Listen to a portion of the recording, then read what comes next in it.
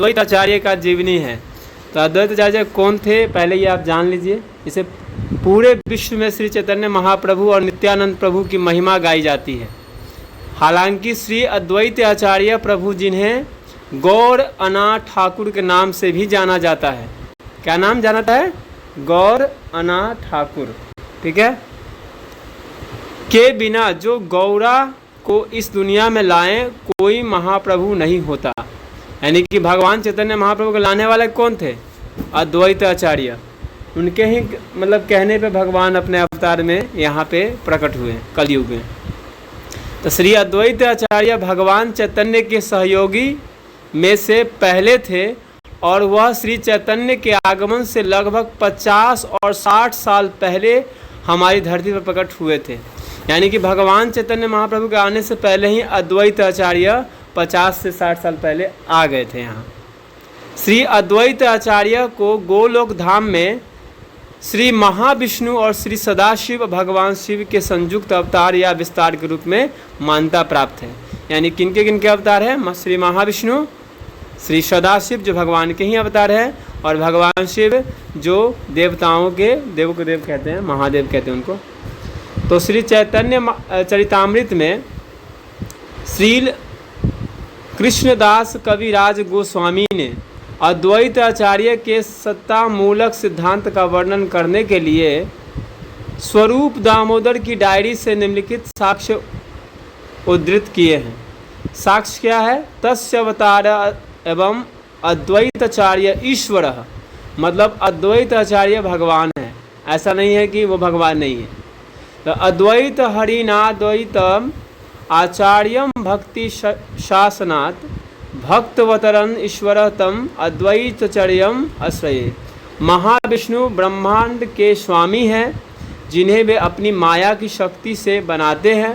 अद्वैत आचार्य सर्वोच्च भगवान के इस रूप के अवतार हैं।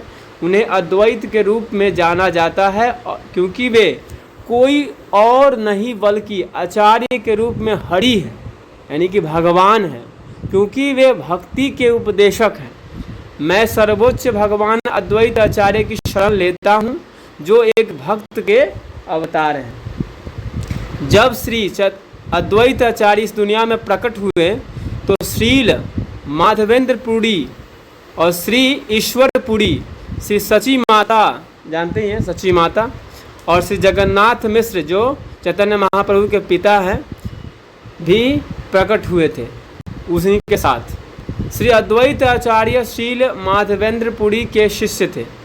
तो अद्वैत आचार्य कौन थे? माधवेंद्रपुरी के शिष्य थे और पंच तत्वों में एक प्रमुख व्यक्ति थे। ऐसे पंच तत्वों का नाम बोलते हैं श्री जय श्री कृष्ण चैतन्य प्रभु नित्यानंद, श्री अद्वैत आचार्य गदाधर पंडित और श्रीनिवास। ये 5 है पंच तत्व में, जिसमें एक प्रमुख अद्वैत आचार्य हैं जो कि माधवेंद्रपुरी के शिष्य थे।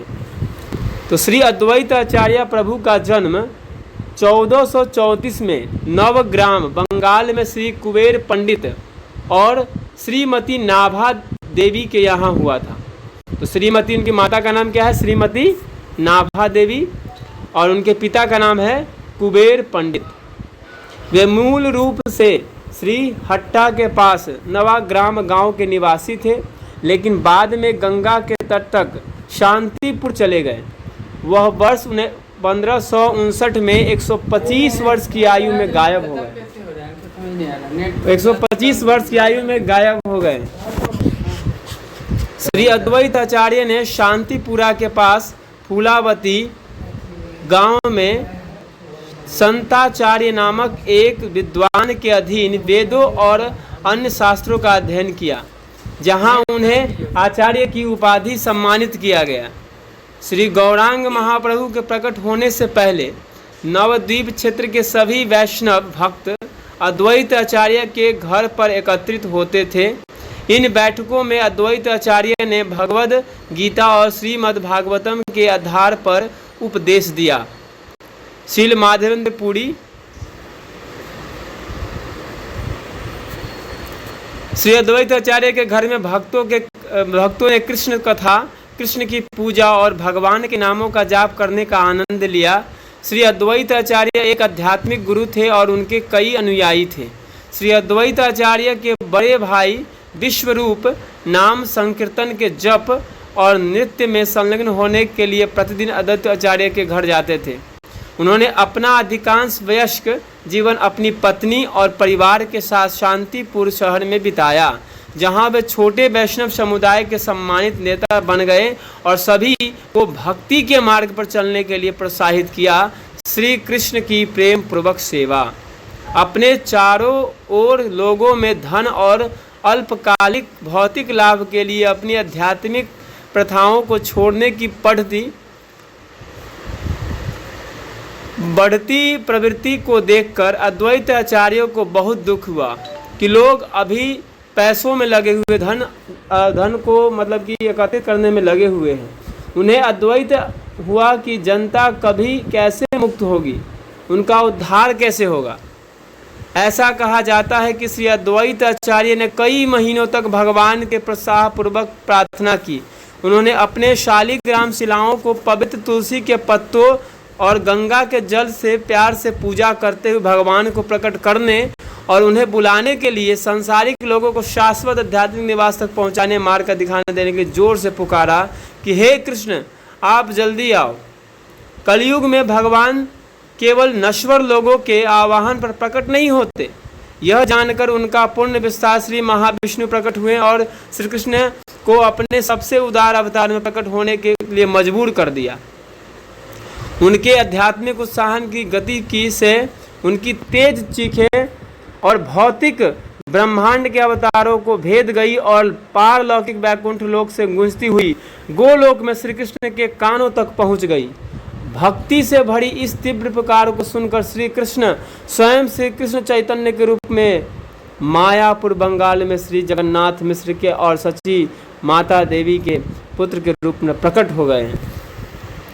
जय जय जय जय अद्वैत ईश्वर अवतार कृष्ण अवतारी कैला जगत निस्तर। भगवान के सर्वोच्च व्यक्तित्व के अवतार अद्वैत प्रभु की जय हो, जय हो। उन्होंने कृष्ण को अवतरित होने के लिए प्रेरित किया और इस तरह की पूरी दुनिया का उद्धार कर दिया। जब कुबेर पंडित और नाभा देवी गायब हो गई तब अद्वैत आचार्य उनके पिंडदान समारोह के लिए गया आए और वहां से भारत के पवित्र स्थानों की तीर्थ यात्रा पर निकल गए।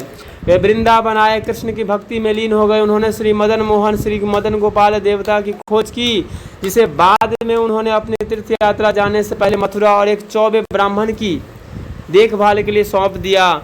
और यह देवता था जिसकी सेवा बाद में श्री सनातन गोस्वामी ने की थी। 6 गोस्वामी में सनातन गोस्वामी है, जैसे अष्ट गोस्वामी वैसे कहा जाता है। इसमें लोकनाथ गोस्वामी अष्ट है, 6 होते हैं लेकिन 8 थे वहाँ पे उस समय। लोकनाथ गोस्वामी भी गए थे वहाँ वृंदावन, मतलब यह मायापुर चैतन्य महाप्रभु से मिलने के लिए। श्री अद्वैत आचार्य 2 पत्नियाँ थी, उनकी 2 पत्नियाँ थी। एक का नाम था श्री, दूसरी का नाम था सीता। गौर गणेश दीपिका में यह लिखा है कि दिव्य योग माया ने अद्वैत की पत्नी श्रीमती सीता देवी का रूप धारण किया और श्री उनका प्रकाश विस्तार है, इसीलिए उनकी 2 पत्नियां थी। चैतन्य चरितामृत श्री अद्वैत के पुत्रों का इतिहास देता है। इसमें एक अच्युतानंद को गौरा गणोदेश दीपिका 87 से 88 में भगवान शिव के पुत्र कार्तिकेय के अवतार के रूप में वर्णित किया गया है।